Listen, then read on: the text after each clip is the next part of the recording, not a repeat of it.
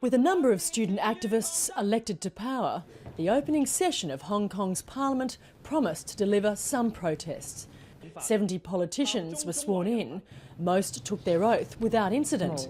Others were defiant in their anti-China message. A yellow umbrella representing the pro-democracy movement was held high.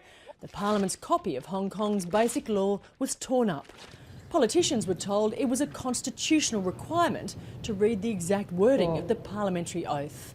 That request was ignored by some of the newly elected pro-democracy members. You can chain me, you can torture me, you can even destroy this body, but you will never imprison my mind. Nathan Law was one of the student leaders in the pro-democracy protests which shut down the city 2 years ago. He now has a new stage in Parliament. One by one, the newly appointed politicians delivered their protest. This flag read Hong Kong is not China.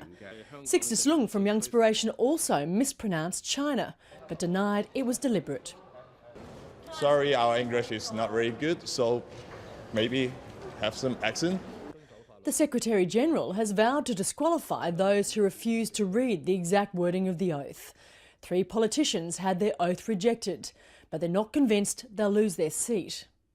There's no any legal evidence or reason to do any punishment on us. So they are asking for their legal advice. I don't think they can have any reason. The pro-Beijing side holds the majority of seats in this new parliament, but it's clear the pro-democracy members plan to take over the debate.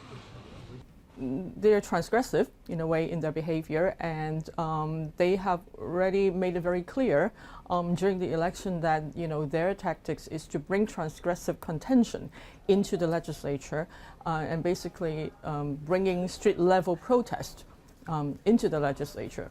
Based on the commotion in the opening session of Hong Kong's new parliament, most anticipate a lively year ahead.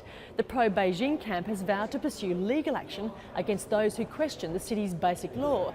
But the new pro-democracy politicians have said they will not tone down their message. Sarah Clark, Al Jazeera, Hong Kong.